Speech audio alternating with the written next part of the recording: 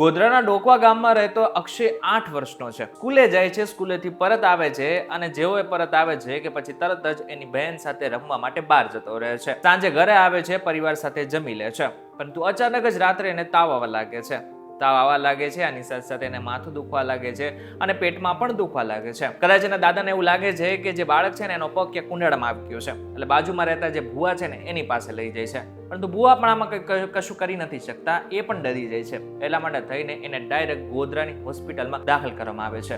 આ બધાની વચ્ચે એ બાળકને ખેંચ પણ આવે છે, એટલે પરિવાર વધારે ડરી જાય છે. ગોધરાના જે ડોક્ટર છે એ પણ હેપતાઈ જાય છે કે આ બાળકને અચાનક આટલું બધું શું થઈ ગયું છે. એટલા માટે થઈને તેઓ પણ કંઈ સમજી નથી શકતા. એટલા માટે થઈને જે બાળક છે એને વડોદરા શિફ્ટ કરવામાં આવે છે.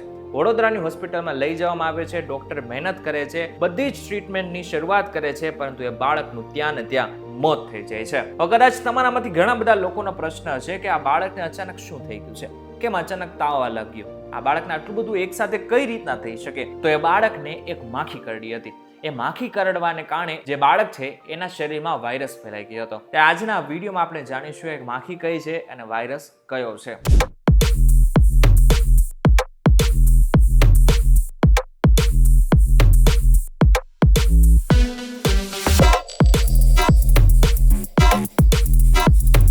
નમસ્કાર, welcome back folks video digital ઉપર તમે જોઈ રહ્યા છો ડેલી ડોઝ અને હું છું આપનો દોસ્ત કરણ ચરોતરા.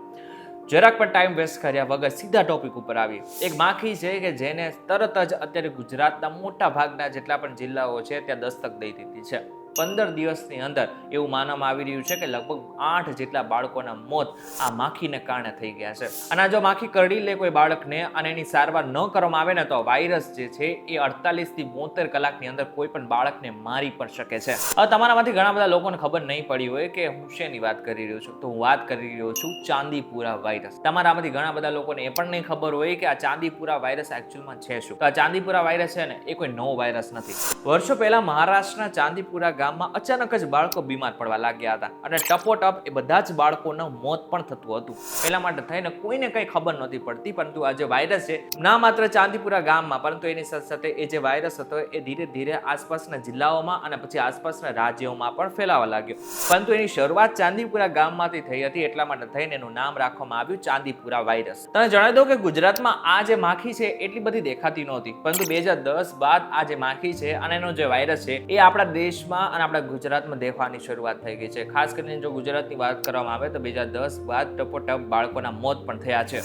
હવે કદાચ તમારા મનમાં એ પ્રશ્ન હશે કે એકચ્યુઅલમાં આ વાયરસ કેવી રીતના ફેલાય છે, તો એની પાછળનું કારણ છે માખી. હવે એની માખીની જ વાત કરી રહ્યા છીએ આપણે, જેનું નામ છે ફ્લેબેટોમાઇન માખી. હવે કદાચ તમે નરી આંખે જોવો તો તમને દેખાય પણ નહીં, એટલી સાવ નાની નાની માખી હોય છે અને અચાનક જ એ ગમે ત્યારે તમારા શરીર ઉપર બેસી શકે છે અને તમારા શરીરની અંદર વાયરસ ફેલાવી શકે છે. આ જે માખી છે ને એ તમને કદાચ કરડે ને તો તમને કદાચ એનો અનુભવ પણ ના થાય. એટલા માટે થઈને આ જે ફ્લેબેટોમાઇન માખી જ હોય છે એનાથી બચીને રહેવું ખૂબ જરૂરી હોય છે. આટલું જ નહીં, જે એડિસ નામનું મચ્છર છે ને એને કારણે પણ ચાંદીપુરા વાયરસ ફેલાય છે એવા પણ કેસ જોવા મળ્યા છે.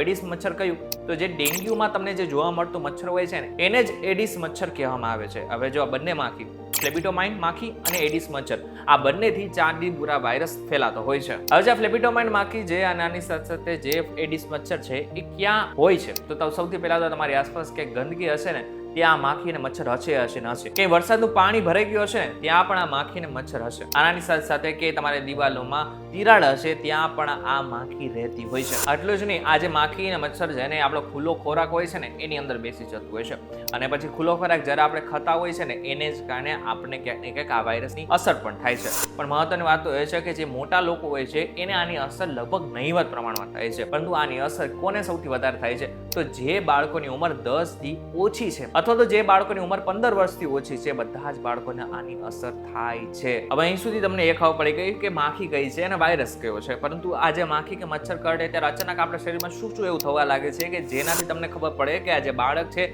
એને ચાંદીપુરા વાયરસ હોઈ શકે. તો સૌથી પહેલા એને પેટમાં દુખવા લાગશે. આની સાથે સાથે એ વાયરસ આપણા શરીરમાં ગયો છે એટલે તાવ તો ચોક્કસથી આવશે. આની સાથે સાથે માથું દુખવું અથવા તો માથાનો કોઈ સોજો આવી જવો, આંખો લાલ થઈ જવી, અશક્તિ જેવું લાગવું, શ્વાસ લેવામાં તકલીફ પડવા લાગવી, આ વાયરસના મુખ્ય લક્ષણો છે. આ સાથે ઝાડા ઉલટી, પેટમાં દુખાવાની સમસ્યાઓ પણ થઈ શકે છે. આ જેટલા પણ લક્ષણો કીધા ને એ આ ચાંદીપુરા વાયરસના મોટા ભાગના લક્ષણો છે કે જેનાથી તમને ખબર પડી જાય કે જે બાળક છે એને કદાચ ચાંદીપુરા વાયરસ થયો હોઈ શકે. મહત્વની વાત તો એ છે કે ચાંદીપુરા વાયરસ એ જીવલેણ એને વાયરસ માનવામાં આવે છે. અને એક વસ્તુ બાકી રાખજો કે તમે કદાચ તમારા બાળકને તાવ આવ્યો હોય કે પછી શરદી ઉધરસ થઈ હોય તો એવા વહેમમાં બિલકુલ ના રહેતા કે આ બાળકને છે એ ચાંદીપુરા વાયરસ નથી થયેલો, એને આરામથી 1-2 દિવસની અંદર મટી જશે. જો તમારા બાળકને તાવ આવવાની શરૂઆત થાય છે તો તમારે ડોક્ટરને બતાવવું ખૂબ જ જરૂરી છે. હવે ચાંદીપુરા વાયરસ એનાથી બચવા આપણે શું શું કરી શકીએ એની વાત કરી લઈએ. સૌથી પહેલા સૌથી મહત્વનું, તમારી આસપાસ ગંદકી હોય તો એને ગંદકીને હટાવવાનું કામ આજથી ને શરૂ કરી નાખો. તમારી આસપાસ ક્યાંય ગટરનું પાણી હોય આની સાથે સાથે જે વરસાદનું પાણી કંઈ ભરાઈ ચૂક્યું હોય એને સાફ કરી નાખો. ખાસ કરીને આ જે મચ્છર છે એ ત્યાં જ બેસતા હોય છે. હવે જો તમારું ઘર છે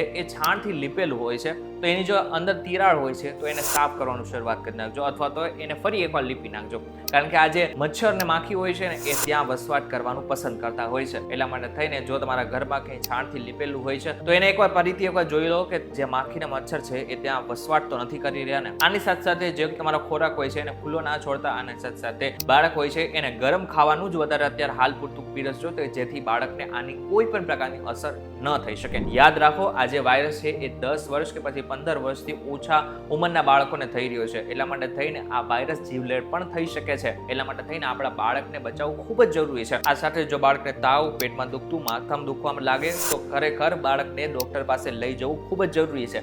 એટલા માટે થઈને એમાં ઢીલાસ મૂકવી એ તમારા માટે અને તમારા બાળક માટે ખતરનાક સાબિત થઈ શકે છે. ત્યારે આજના આ વિડીયોમાં તમે જોઈ લીધું કે ચાંદીપુરા વાયરસ છે શું, કઈ માખીના કારણે ફેલાય છે, એના લક્ષણો શું શું છે, આની સાથે સાથે એનાથી બચવા માટે આપણે શું શું કરી શકીએ છીએ. હવે તમારે શું કરવાનું છે, આ જે વિડીયો છે ને મેક્સિમમ લોકો સુધી પહોંચાડી દેવાનો છે. તમારા પરિવારના સભ્યોને પહોંચાડી દેવાના છે કે જેથી એમના બાળકને કંઈ જ ના થાય. વિડીયો પસંદ આવે તો વિડીયો લાઈક અને શેર જરૂરથી કરજો. તો આવા જ ઇન્ફોર્મેટિવ વિડીયોઝ માટે VTV ડિજિટલ સાથે જોડાયેલા રહેજો.